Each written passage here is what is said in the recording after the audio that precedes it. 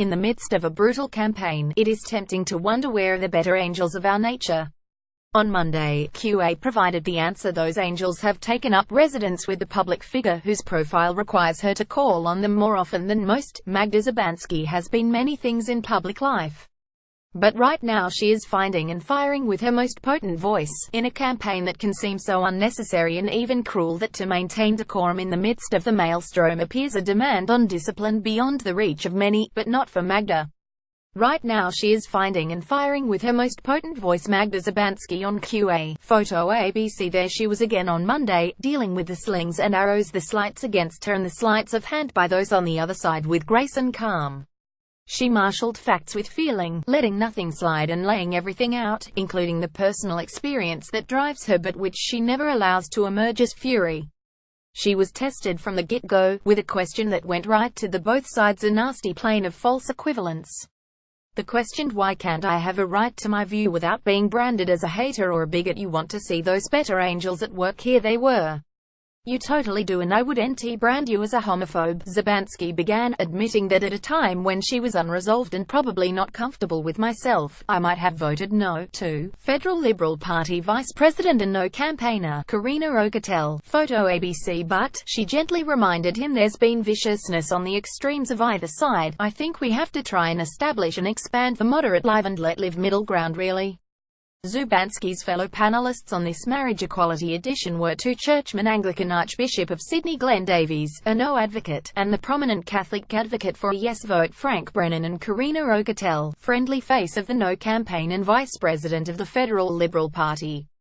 Tony Jones struggles to understand Okotel's stance on same-sex parenting. Photo ABC. Okotel is a challenge in this debate, an all-smiling and apparent voice of reasonableness, adept at speaking out of both sides of her mouth like the lawyer she is. Szubanski was there to catch the words whichever side they flew from. It was not always easy, as when Okotel tied herself in knots on her position on gay couples raising children, dire warnings about which are a key plank of the no campaign. Tony Jones to Okotel: he'll quickly bring you up on something. You're perfectly happy for children to be brought up with same-sex parents, that's no problem. Magda Szubanski's powerful exchange with Anglican Archbishop Glenn Davies. Photo ABC. Okotel: why not? There are good parents who. Szubanski, like the rest of us, was confused. Szubanski: you say the problem with marriage is it will lead to problems with children. That vulnerable children are threatened, that's what you've said, that's a consequence. Okotel: that's very different to parenting and being raised by same-sex parents.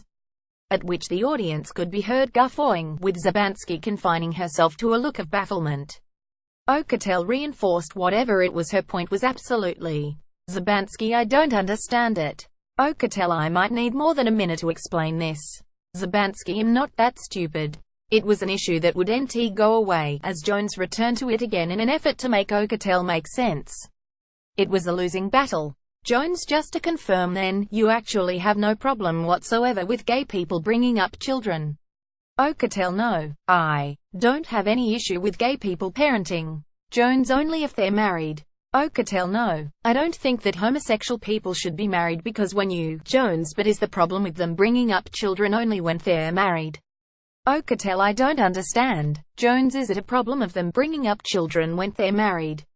Okotel: sorry, I don't understand your question. Jones: so there's no problem with people getting married if they're gay and bringing up children as far as you're concerned?